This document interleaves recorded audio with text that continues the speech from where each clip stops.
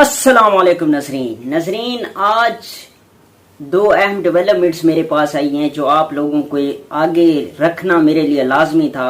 नजरीन, आगाही देना लाजमी था। उनमें से पहली ये है कि अब पीडीएम हुकूमत बिल्कुल ही आखिरी मराहल में है, चंद हफ्तों की मेहमान है।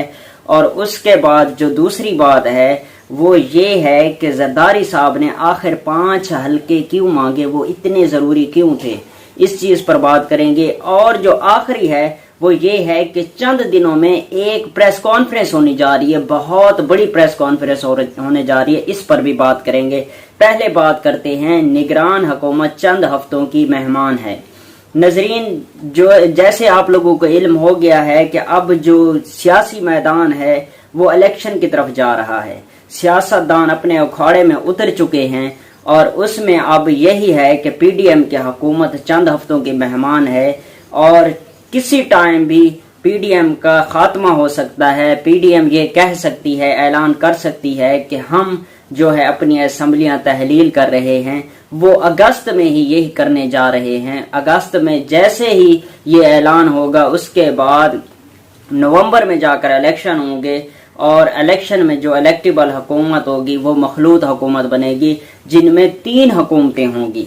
नजरीन, ये याद रखना है, इस्तेहकाम पार्टी जो है पाकिस्तान इस्तेहकाम पार्टी, उसको बिल्कुल ही कमजोर ना समझा जाए। जनूबी पंजाब की पावर रखने वाली पार्टी होगी। पंजाब में जिसके भी हुकूमत बनेगी पीडीएम के साथ, इस्तेहकाम पार्टी के साथ ही मिलकर बनेगी, ऐसे नहीं बनेगी। इस्तेहकाम पाकिस्तान पार्टी जनूबी पंजाब की ताकतवर तरीन मजबूत पार्टी के तौर पर उभरेगी।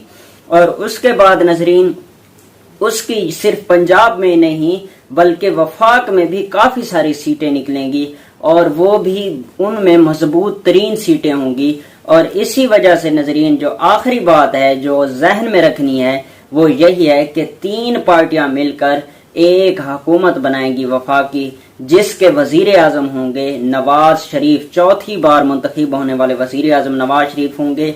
और सदर की भी मैं आप लोगों को अगले व्लॉग में बताऊंगा कि सदर के लिए किसका नाम डिसाइड किया गया है। अभी ये नाम फाइनल हो रहा है, आज ये यकीनन फाइनल हो जाएगा, फिर आप लोगों को बताऊंगा कि अगला सदर कौन होगा। नजरीन, उसके बाद जो दूसरी बात है कि अब जो इलेक्शन है वो नवंबर में बिल्कुल ही कंप्लीटली तौर पर ये डिसाइड कर लिया गया है कि इलेक्शन नवंबर से आगे नहीं जाने देंगे। और उसके बाद जो दूसरी बात है कि एक प्रेस कॉन्फ्रेंस होने जा रही है। नजरीन, वो प्रेस कॉन्फ्रेंस ये है कि पीडीएम एक प्रेस कॉन्फ्रेंस करेगी और उसमें ऐलान करेगी कि हम ये असम्बलियां तहलील कर रहे हैं और हम सियासी अखाड़े में उतर रहे हैं, सियासी मैदान में अपनी जंग के लिए जंगी मैदान में उतर रहे हैं और अगले हुकूमत के लिए हम पुरजोर कोशिश करेंगे। और हमने जो हुकूमत चलाई है ये सिर्फ एक मुआशी मईशत को हमने कंधा देने के लिए चलाई थी, लेकिन मईशत में ये चीज बता दूं नजरीन के नाकाम हुए हैं।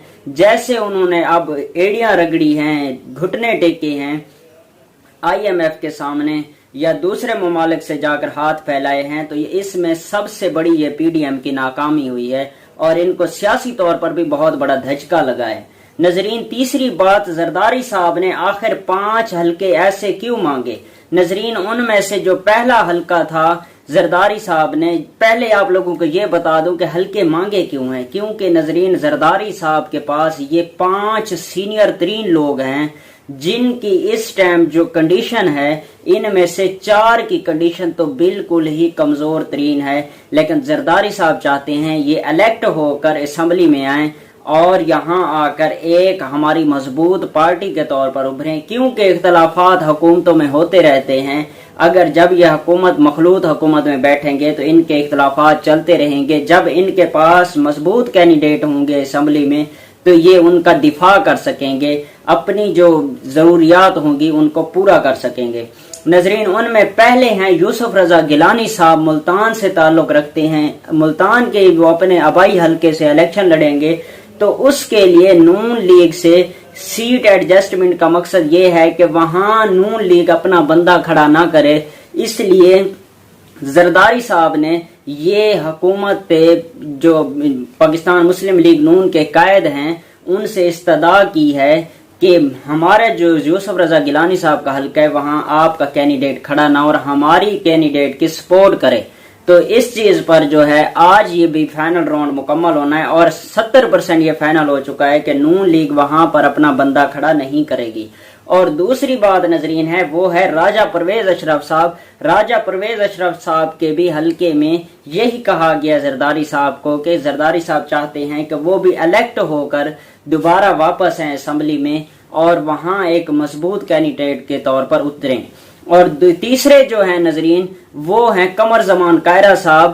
وہ بھی اپنے حلقے سے الیکٹ ہو کر ہیں. زرداری صاحب کی خواہش ہے اور زرداری صاحب یہی چاہتے ہیں کہ وہ بھی الیکٹ ہو کر اور مضبوط کینڈیڈیٹ بن کر آئے. اور چوتھا جو ہے وہ ہے ندیم افضل چند صاحب. پاکستان تحریک انصاف چھوڑ کر پہلے پاکستان پیپل پارٹی میں تھے اور پھر دوبارہ تحریک انصاف میں گئے اور تحریک انصاف کے بعد دوبارہ پھر پاکستان پیپلز پارٹی کو جوائن کیا اور اب دوبارہ زرداری صاحب نے ان کا بھی حلقہ نون لیگ سے مانگ لیا ہے. اور جو اس کے بعد ہیں جو آخری ہیں وہ ہیں مخدوم احمد خان صاحب. رحیم یار خان سے تعلق رکھتے ہیں.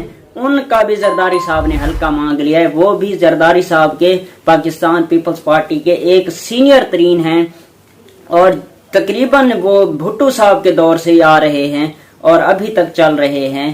اور اس کا بھی حلقہ پاکستان مسلم لیگ نون سے مانگ لیا ہے. اب دیکھنا یہ ہے کہ پاکستان مسلم لیگ اس چیز پر اتفاق کرتی ہے یا نہیں.